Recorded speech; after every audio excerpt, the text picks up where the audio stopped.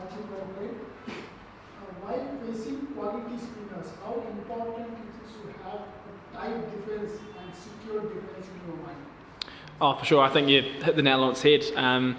Quality spinners, Kuldeep, Ash, Jaddu, obviously 3 guys have taken a lot of test wickets between them. I think it's a balance of attack and defence, but I think mainly if you can trust your defence, you can do that for a long period of time. And especially with the lengths that they hold for, again, long periods, it really tests that. And lucky enough, the wicket out there was all right to say we could, balance that attack and defence. But yeah, I think it's very, very important.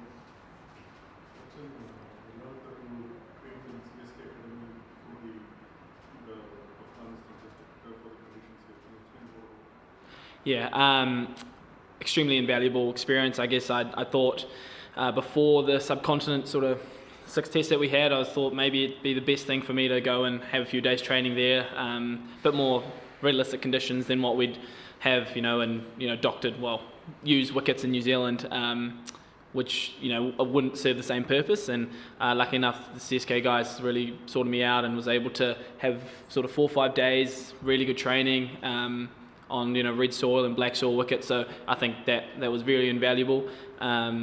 And helped me sort of shore up some game plans and work on a few positions that I wanted to. After India's batting just for 3 wickets now, it's going good. How do you see it for the next day, tomorrow? Yeah, it's pretty hard to crystal ball gaze into the future. I guess you never know. Quality batting line-up on a wicket that's not doing too much, so it's important for us to hold our lines and lengths and do that for long periods, like Test match cricket is. But I think that wicket of Virat at the end was very important. Obviously, a guy who's proven 9,000 plus Test runs, which is pretty mind-blowing. But for us, it was a huge wicket. Hopefully, we know things happen quickly in this part of the world, so hopefully we can stick at it and get a few bang wickets in the morning.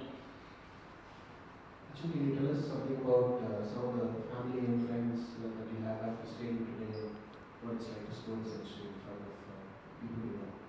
Yeah, it's obviously special. Obviously, having my dad in the crowd is massive. A lot of family who are watching the game, probably at the stadium and then at home on TV. I know they're very, very proud, and makes me happy that they're able to watch a relative play in their hometown. Which is very cool, and I know Dad and Mum would be very, very proud in that. Me being able to play in their hometown and where they grew up is pretty special. And I'm like I always say in these, I'm fully Kiwi, 100% Kiwi, but it's nice to have that Indian heritage based here in Bengaluru.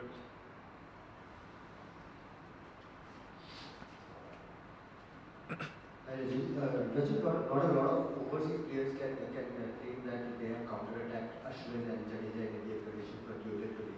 What was the game plan against them? Because the way you batted against them and the confidence you showed was on a different level. So what was the thought process behind this? No, thanks for that, very kind. Yeah, obviously world-class bowlers, but I think it was a situation that demanded it. We were 7 wickets down. All right, we had a lead, but it was important. It was still a good wicket to bat on, I believe. So it's important for us to still score runs, tick the scoreboard over, and I think it just presented itself the opportunities to score. And having Timmy out there was great too, able to build a nice little partnership and frustrate them a little bit. But yeah, I guess it was just having that positive mindset. My first, I don't know how many balls, maybe 50, 60, 70 balls was sort of ticking along. And then once we decided, all right, let's show some intent here, was able to open up the ground a little bit more. And obviously it's a ground where you can score quite quickly, right? Shortish boundaries, fast outfield, pretty good wicket to bat on. So luckily enough, the stars aligned today. Hi, Rachin. You've been coming to Bangalore right from a young age. You've also scored a century at the World Cup and 40 odd against Sri Lanka. Just the comfort of knowing the conditions, having been here before, did that just sort of help you in settling down? Yeah, I think it definitely settled the nerves. You're always going to be nervous when you come out to bat, especially in a Test match in India against India. But having success here in the past has definitely helped me a lot. Like I said, calm my nerves, but it's nice to be able to visualise things that are happening and feel the ground around you and those things which are important. And we also were here for the IPL too, which was relatively recent. So I think those little things stack up. Although it's different formats, I think you can take confidence from those performances. Rachin, congratulations. Yeah. Sorry. Congratulations for the century. And what was the communication between you and Tim Saudi going on when you guys were batting? Because that century partnership sort of changed the entire dynamics of the game.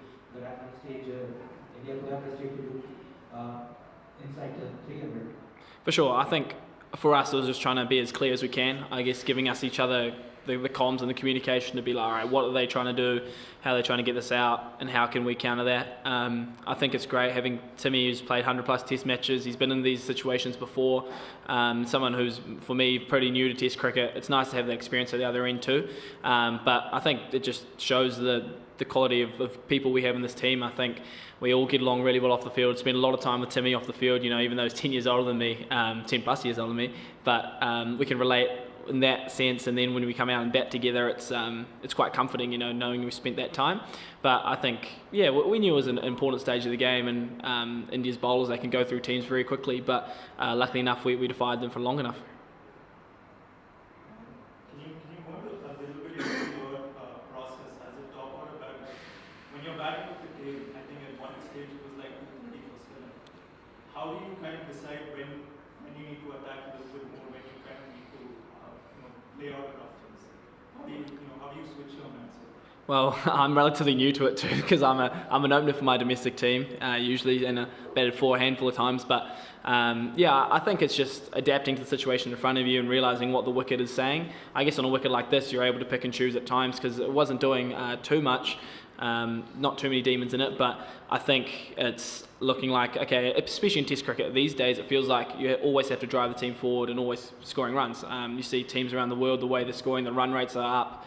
And that just feels natural. So I think for us, it was just trying to push that on and take those options as we could. But I think once we know batting in India, once you face 20, 30, 40 balls, it starts to get easier, right? So I guess that was the comms between me and Timmy, be like, hey, let's get through this period, let's build a small partnership, and then we can see how we can put the pressure back on them.